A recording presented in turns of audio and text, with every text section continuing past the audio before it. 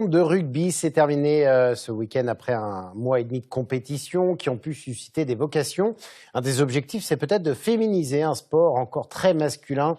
À peine 10% des licenciés en France sont des femmes. À Orsay, une ancienne internationale française a en tout cas ouvert un centre de formation pour rugby woman.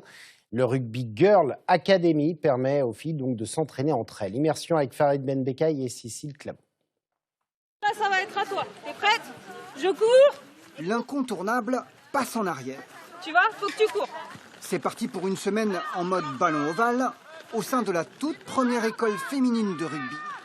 La plupart d'entre elles pratiquent déjà au sein d'un club, sauf elle. Leïla, aucune section féminine à proximité de son domicile. C'est donc la première fois qu'elle chausse les crampes. Dans le club de chez moi, il manque de filles. Donc du coup, l'équipe n'a pas encore été créée. Donc voilà, c'est vrai que c'est compliqué des fois un peu de pouvoir jouer au rugby. Mais là, grâce au stage, du coup, ça permet de commencer. Et en plus, en étant que des filles, forcément, ça permet d'être plus à l'aise dès le début. Go. Au programme, le jeu offensif, tourné vers l'adversaire. D'ordinaire, ce sont les garçons qui l'entraînent, mais cette semaine, c'est chez les filles qui, vendent du riz, espèrent susciter des vocations.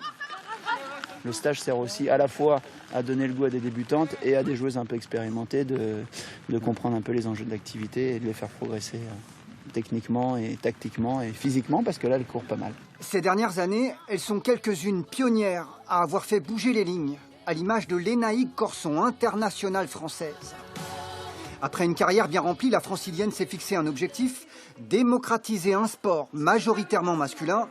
Son académie est là pour parler rugby, bien sûr, mais pas seulement. En devenant joueuse professionnelle, on m'a parlé de plus en plus d'éducation alimentaire, de nutrition. Et justement, qu'est-ce qu'il fallait manger après un entraînement, avant un entraînement. Les filles ne vont pas au rugby parce qu'elles n'ont pas un club de rugby proche de chez elles. Et quand elles sont à 2, 3, 4, 5, 6 et qu'elles commencent à devenir un grand groupe parmi un groupe masculin, ben on voit que ça aide à continuer la pratique.